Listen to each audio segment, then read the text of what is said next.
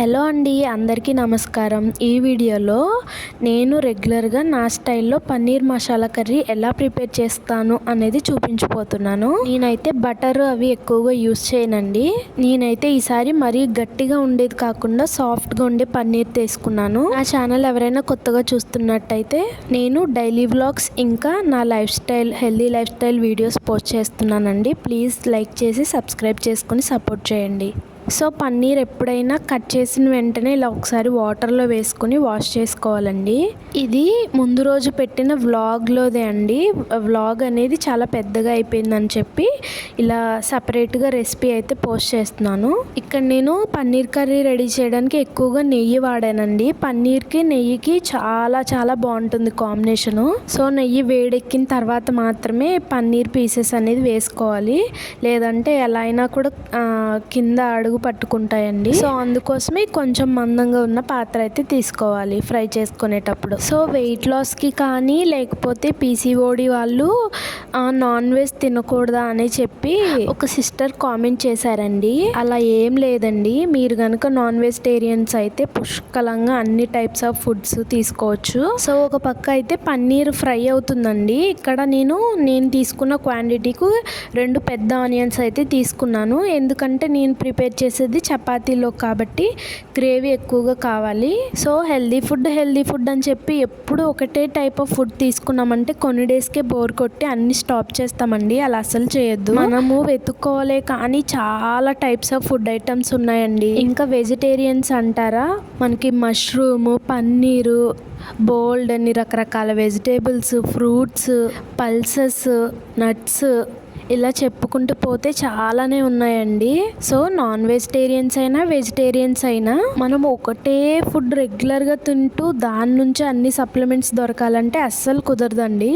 అన్ని రకాల food items తీసుకోవాలి, అది కూడాను బ్యాలెన్స్డ్గా తీసుకోవాలి, అది ఇంపార్టెంట్. సో ఆనియన్స్ అయితే పేస్ట్ చేయడానికి కాబట్టి పెద్దగా కట్ చేసుకున్నాను. అలాగే కొంచెం అల్లం వేసుకున్నాను, వెల్లుల్లి కూడా వేసుకున్నానండి. ఇదంతా కూడా మెత్తగా గ్రైండ్ చేసుకున్న పేస్ట్ లాగా. సో ఈ లోపు అయితే పన్నీర్ అనేది ఫ్రై అయిపోయింది, పక్కకు తీసేసుకున్నాను.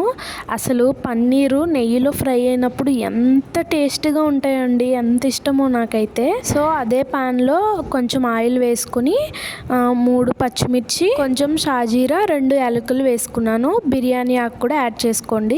సో అవి కొంచెం ఫ్రై అవ్వగానే మనం పేస్ట్ చేసి పెట్టుకున్నాం కదా, అది వేసుకొని పచ్చివాసన పోయే వరకు స్లోగా ఫ్రై చేసుకోవాలి. కొంచెం పసుపు యాడ్ చేసుకున్నాను. సో ఇది ఫ్రై అవుతుంటుంది. ఈ లోపు ఒక టమాటాని అయితే ముక్కలుగా చేసుకుని పేస్ట్ చేసుకున్నాను. అది కూడా ఇందులో యాడ్ చేసుకుని మళ్ళీ పచ్చివాసన పోయే వరకు సన్న ఫ్లేమ్ మీద ఫ్రై చేసుకోవాలి.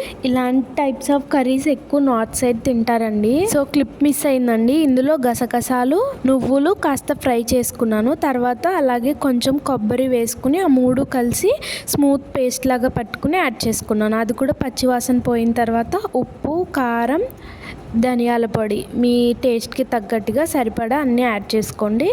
ఇవి కూడా ఇప్పుడు సన్నగా ఫ్రై చేసుకోవాలి సన్న ఫ్లేమ్ మీద. ఈ కర్రీ మొత్తం కూడాను ఇలా పేస్ట్లు యాడ్ చేస్తాం కాబట్టి చిన్న ఫ్లేమ్ మీద ఫ్రై చేసుకోవాలండి, లేదంటే వెంటనే మాడిపోతుంది, కర్రీ బిస్కెట్ అయిపోతుంది. ఆ గ్రేవీ అంతా మొత్తం ఫ్రై అయిపోయి ఆయిల్ పైకి వచ్చిన తర్వాత మాత్రమే 1 కప్పు పెరుగు యాడ్ చేసుకొని మళ్ళీ ఇలా స్లోగా తిప్పుకుంటూ ఫ్రై చేసుకోండి. ఇప్పుడు ఇంకా మెయిన్ ఘట్టము పన్నీర్, ఫ్రై చేసి పెట్టుకున్న పన్నీర్ యాడ్ చేసుకోవాలి. ఏంటి ఫ్రై చేసినప్పుడు ఎక్కువ ఉన్నాయి, ఇప్పుడు కొన్నే ఉన్నాయని ఎవరికైనా డౌట్ వచ్చిందా? అందులో కొన్ని నేనే తినేసానండి. అంత టేస్ట్గా ఉంటాయి నెయ్యిలో ఫ్రై చేసుకున్న పన్నీర్. డైట్ చేసే వాళ్ళు రైస్ అవాయిడ్ చేసి ఆ పన్నీరు, చికెన్, ఫిష్ కానీ అలా రోస్ట్ చేసుకుని కూడా తినేయొచ్చండి. అది 1 టైప్ ఆఫ్ డైట్. సో అంతా కొంచెం సేపు మూత పెట్టి మగ్గించుకున్నామండి. మొత్తం మగ్గిపోయిన తర్వాత మాత్రమే కొత్తిమీర యాడ్ చేసుకుని సరిపడినన్ని వాటర్ వేసుకున్నాను. ఇప్పుడు మూత పెట్టి కాసేపు వదిలేయండి, ఒక 5 to 7 minutes. ఇక్కడ నేను బటర్ మిల్క్ కోసము చిన్న పేస్ట్ రెడీ చేస్తున్నాను. అసలు బటర్ మిల్క్ లో అండి ఒక్కొక్కటి యాడ్ చేస్తే ఒక్కొక్క ఫ్లేవర్ భలే ఉంటుంది కదా. పుదీనా యాడ్ చేస్తే ఒకలా ఉంటుంది. ఇక్కడ నేనైతే కొత్తిమీర, ఒక పచ్చిమిర్చి, సాల్ట్, చిన్న అల్లం ముక్క, అలాగే మెయిన్గా మిరియాల పౌడర్ వేసుకొని దంచుకొని వేసాను అనమాట. అసలు ఎంత మంచి ఫ్లేవర్ వస్తుందండి. తప్పకుండా ఒకసారి ట్రై చేయండి. మీరైతే మళ్ళీ రోజంతా తాగుతూనే ఉంటారు, అంత బాగుంటుంది.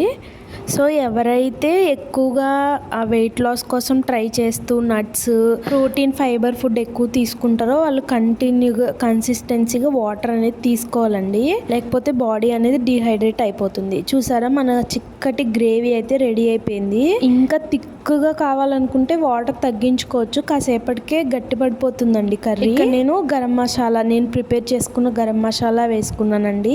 ఎలా ప్రిపేర్ చేస్తారన్నది ఒకసారి చూపిస్తాను. తర్వాత కొత్తిమీర వేసుకున్న, ఒక స్పూన్ అయితే నెయ్యి యాడ్ చేసుకున్నాను. సో అంతేనండి. మళ్ళీ ఒకసారి మూత పెట్టుకుని ఒక 2 minutes మగ్గించామంటే కర్రీ రెడీ అయిపోతుంది.